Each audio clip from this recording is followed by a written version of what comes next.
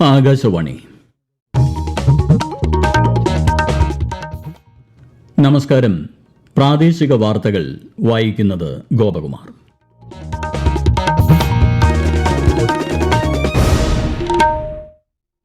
പ്രധാന വാർത്തകൾ. ഇന്ത്യയ്ക്കും അമേരിക്കയ്ക്കുമിടയിലെ വ്യാപാര കരാർ ഉടൻ സാധ്യമാകുമെന്ന് പ്രതീക്ഷിക്കുന്നതായി വിദേശകാര്യ മന്ത്രാലയം. പ്രതിരോധ നിർമ്മാണ മേഖലയിൽ രാജ്യം സ്വയം പര്യാപ്തതയിലേക്ക് നീങ്ങുകയാണെന്ന് രാജ്യരക്ഷാമന്ത്രി രാജ്നാഥ് സിംഗ്. ശബരിമല സ്വർണ്ണ കവർച്ച കേസിൽ തന്ത്രി കണ്ഠരര് രാജീവരെ അറസ്റ്റ് ചെയ്ത് പ്രത്യേക അന്വേഷണ സംഘം. തന്ത്രിയെ വൈദ്യപരിശോധനയ്ക്ക് ഹാജരാക്കി. കേന്ദ്ര ആഭ്യന്തരമന്ത്രി അമിത്ഷാ നാളെ കേരളത്തിൽ. മറ്റന്നാൾ തിരുവനന്തപുരത്ത് വിവിധ പരിപാടികളിൽ പങ്കെടുക്കും. പ്രസിഡന്റ്സ് ട്രോഫി ജലോത്സവത്തിനും ചാമ്പ്യൻസ് ബോട്ട് ലീഗ് ഫൈനലിനും വേദിയാവാനൊരുങ്ങി അഷ്ടമുടിക്കായൽ. വനിതാ പ്രീമിയർ ലീഗിന്റെ 4ാം സീസണ് ഇന്ന് തുടക്കം.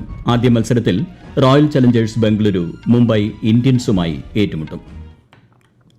വാർത്തകൾ വിശദമായി. ഇന്ത്യയ്ക്കും അമേരിക്കയ്ക്കുമിടയിലെ ഉഭയകക്ഷി വ്യാപാര കരാർ ഉടൻ സാധ്യമാകുമെന്ന് പ്രതീക്ഷിക്കുന്നതായി വിദേശകാര്യ മന്ത്രാലയം. ഇത് സംബന്ധിച്ച് നിരവധി ചർച്ചകൾ നടന്നതായി വിദേശകാര്യ വക്താവ് രൺധീർ ജയ്സ്വാൾ ന്യൂഡൽഹിയിൽ മാധ്യമങ്ങളോട് പറഞ്ഞു. റഷ്യൻ എണ്ണ വാങ്ങുന്ന രാജ്യങ്ങൾക്ക് ഉയർന്ന താരിഫ് ഏർപ്പെടുത്താനുള്ള US ബിൽ സംബന്ധിച്ച സാഹചര്യം ഇന്ത്യ നിരീക്ഷിച്ചു വരികയാണെന്നും അദ്ദേഹം വ്യക്തമാക്കി. രാജ്യത്തെ ജനങ്ങളുടെ ഊർജ്ജ സുരക്ഷയ്ക്കായി കുറഞ്ഞ നിരക്കിൽ ഇന്ധനം ലഭ്യമാക്കുക എന്നതാണ് ഇന്ത്യയുടെ മുൻഗണനയെന്നും ശ്രീ ജയ്സ്വാൾ വിശദീകരിച്ചു. പ്രതിരോധ നിർമ്മാണ മേഖലയിൽ രാജ്യം സ്വയം പര്യാപ്തതയിലേക്ക് നീങ്ങുകയാണെന്ന് രാജ്യരക്ഷാമന്ത്രി രാജ്നാഥ് സിംഗ്. മുൻപ് 46,000 കോടി രൂപയായിരുന്ന പ്രതിരോധ ഉൽപ്പാദനം നിലവിൽ 1.5 ലക്ഷം കോടി രൂപയായി വർദ്ധിച്ചതായും അദ്ദേഹം ലക്നൌവിൽ പറഞ്ഞു. പ്രതിരോധ മേഖലയിലെ കയറ്റുമതിയും പലമടങ്ങ് വർദ്ധിച്ചിട്ടുണ്ട്.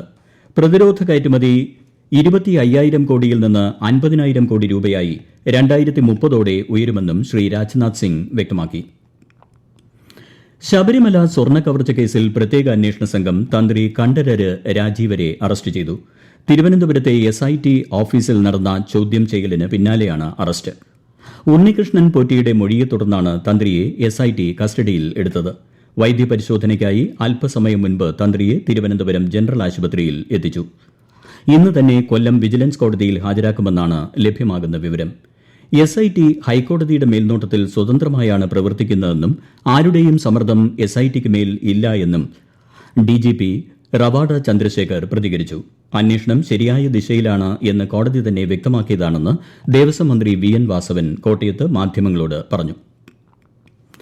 റബ്ബർ മേഖലയുടെ വിജയം കർഷകരുടെ വിജയമാണെന്ന് കേന്ദ്ര സഹമന്ത്രി ജോർജ് കുര്യൻ. കോട്ടയം പുതുപ്പള്ളി ദേശീയ റബ്ബർ പരിശീലന കേന്ദ്രത്തിന്റെ രജത ജൂബിലി ആഘോഷങ്ങളുടെ ഉദ്ഘാടനം നിർവഹിക്കുകയായിരുന്നു മന്ത്രി. 2047 ഇന്ത്യ വികസിത രാഷ്ട്രമായി മാറുക എന്നത് സ്വാതന്ത്ര്യപ്രാപ്തി മുതലുള്ള ജനങ്ങളുടെ സ്വപ്ന സാക്ഷാത്കാരമാണെന്ന് അദ്ദേഹം പറഞ്ഞു. റബ്ബർ മേഖലയുമായി ബന്ധപ്പെട്ട് നാഗാലാൻഡുമായുള്ള ധാരണാപത്രം ചടങ്ങിൽ ഒപ്പുവച്ചു. കേന്ദ്ര ആഭ്യന്തരമന്ത്രി അമിത്ഷാ വിവിധ പരിപാടികളിൽ പങ്കെടുക്കുന്നതിനായി നാളെ കേരളത്തിലെത്തും. ഞായറാഴ്ച തിരുവനന്തപുരത്ത് നടക്കുന്ന BJP യോഗങ്ങളിലും കേരള കൗമുദി കോൺക്ലേവിലും അദ്ദേഹം പങ്കെടുക്കും.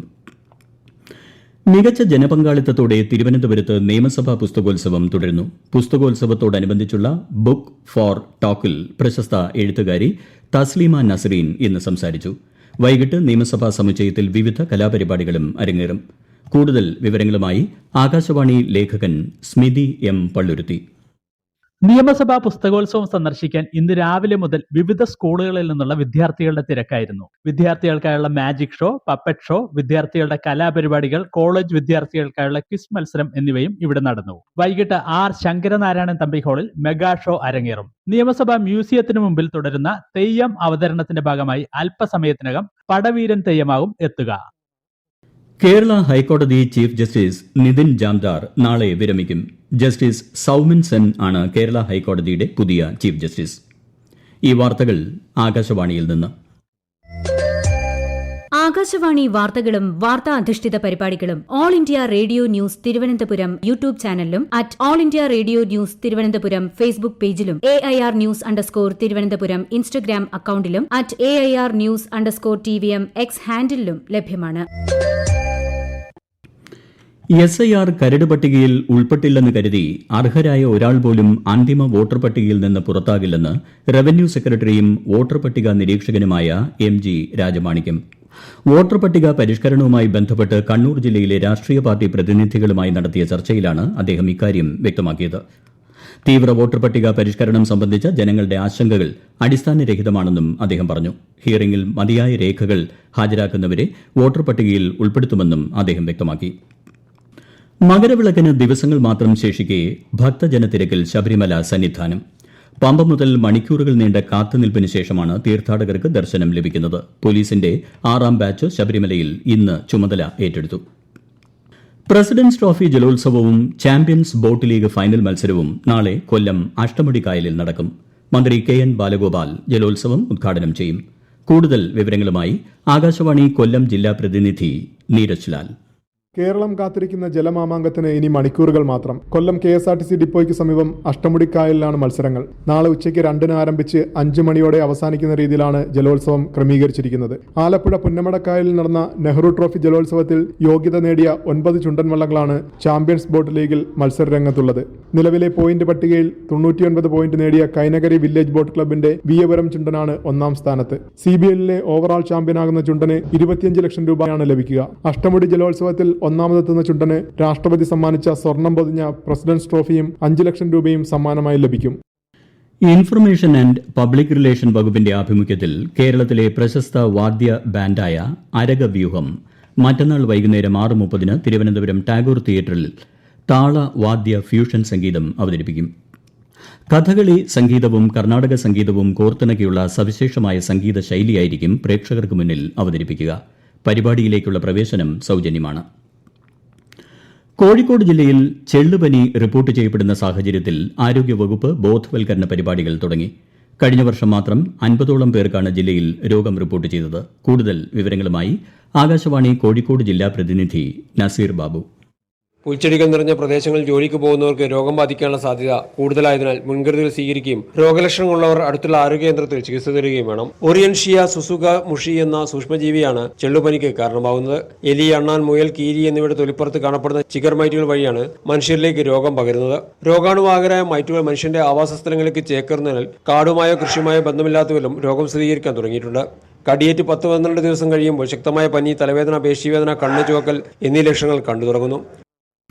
ആലപ്പുഴയിൽ പക്ഷിപ്പനി സ്ഥിരീകരിച്ച സാഹചര്യത്തിൽ പ്രഭവ കേന്ദ്രത്തിൽ നിന്ന് 10 കിലോമീറ്റർ ചുറ്റളവിൽ വരുന്ന പത്തനംതിട്ട തിരുവല്ല താലൂക്കിലെ നിരണം, കടപ്ര, നെടുമ്പ്രം പഞ്ചായത്തുകളിൽ താറാവ്, കോഴി, കാട, മറ്റ് വളർത്തുപക്ഷികൾ എന്നിവയുടെ ഇറച്ചി, മുട്ട, ഫ്രോസൺ മീറ്റ്, മറ്റ് ഭക്ഷ്യ ഉൽപ്പന്നങ്ങൾ, കാഷ്ടം എന്നിവയുടെ ഉപയോഗവും വിപണനവും ജനുവരി 9 മുതൽ 7 ദിവസത്തേക്ക് ജില്ലാ കളക്ടർ നിരോധിച്ചു. പക്ഷികളുടെയും ഭക്ഷ്യ ഉൽപ്പന്നങ്ങളുടെയും കടത്തലും നിരോധിച്ചിട്ടുണ്ട്. തിരുവനന്തപുരം അകത്തുമുറി റെയിൽവേ സ്റ്റേഷനിൽ മദ്യലഹരിയിലിരുന്ന ഡ്രൈവർ ഓട്ടോറിക്ഷ അനധികൃതമായി പ്ലാറ്റ്ഫോമിൽ കയറ്റി അപകടമുണ്ടാക്കിയ സംഭവത്തിന്റെ പശ്ചാത്തലത്തിൽ സുരക്ഷ കർശനമാക്കി റെയിൽവേ സംരക്ഷണ സേന. വാഹനങ്ങൾ അനധികൃതമായി പ്രവേശിക്കാൻ സാധ്യതയുള്ള സ്ഥലങ്ങൾ കണ്ടെത്തി ഇത് തടയാൻ നടപടി ആരംഭിച്ചിട്ടുണ്ട്. അപകടമുണ്ടാക്കിയ ഓട്ടോറിക്ഷ ഡ്രൈവറുടെ ലൈസൻസ് സസ്പെൻഡ് ചെയ്യാനും MVD നടപടി സ്വീകരിച്ചതായി RPF പ്രസ്താവനയിൽ അറിയിച്ചു. റെയിൽവേ ട്രാക്കിലും പ്ലാറ്റ്ഫോമിലും ലെവൽ ക്രോസിംഗിലും വാഹനങ്ങൾ അനധികൃതമായി പ്രവേശിക്കുന്നത് ശിക്ഷാർഹമായ കുറ്റമാണെന്നും റെയിൽവേ വ്യക്തമാക്കി.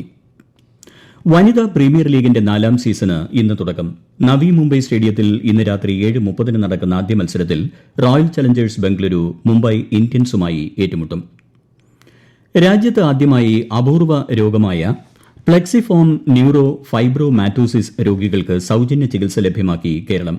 സംസ്ഥാന ആരോഗ്യ വകുപ്പ് നടപ്പിലാക്കിയ കെയർ അപൂർവ രോഗ ചികിത്സാ പദ്ധതിയുടെ ഭാഗമായി PN രോഗികൾക്കായി സമഗ്ര ചികിത്സയും മരുന്ന് സഹായവും ആരംഭിച്ചു. തിരുവനന്തപുരം SIT ആശുപത്രിയിൽ ചികിത്സയിലുള്ള ഒരു കുഞ്ഞിന് 10 ലക്ഷം രൂപയുടെ മരുന്ന് ഇതിലൂടെ നൽകി. പ്രധാന വാർത്തകൾ വീണ്ടും. ഇന്ത്യയ്ക്കും അമേരിക്കയ്ക്കുമിടയിലെ വ്യാപാര കരാർ ഉടൻ സാധ്യമാകുമെന്ന് പ്രതീക്ഷിക്കുന്നതായി വിദേശകാര്യ മന്ത്രാലയം. പ്രതിരോധ നിർമ്മാണ മേഖലയിൽ രാജ്യം സ്വയം പര്യാപ്തതയിലേക്ക് നീങ്ങുകയാണെന്ന് രാജ്യരക്ഷാമന്ത്രി രാജ്നാഥ് സിംഗ്. ശബരിമല സ്വർണ്ണ കവർച്ച കേസിൽ തന്ത്രി കണ്ഠരര് രാജീവരെ അറസ്റ്റ് ചെയ്ത് പ്രത്യേക അന്വേഷണ സംഘം. തന്ത്രിയെ വൈദ്യപരിശോധനയ്ക്ക് ഹാജരാക്കി. കേന്ദ്ര ആഭ്യന്തരമന്ത്രി അമിത്ഷാ നാളെ കേരളത്തിൽ. മറ്റന്നാൾ തിരുവനന്തപുരത്ത് വിവിധ പരിപാടികളിൽ പങ്കെടുക്കും. പ്രസിഡന്റ്സ് ട്രോഫി ജലോത്സവത്തിനും ചാമ്പ്യൻസ് ബോട്ട് ലീഗ് ഫൈനലിനും വേദിയാവാനൊരുങ്ങി അഷ്ടമുടിക്കായൽ. വനിതാ പ്രീമിയർ ലീഗിന്റെ 4ാം സീസണ് ഇന്ന് തുടക്കം. ആദ്യ മത്സരത്തിൽ റോയൽ ചലഞ്ചേഴ്സ് ബംഗളൂരു മുംബൈ ഇന്ത്യൻസുമായി ഏറ്റുമുട്ടും. പ്രാദേശിക വാർത്തകൾ കഴിഞ്ഞു. അടുത്ത വാർത്താ പ്രക്ഷേപണം രാത്രി 7:25.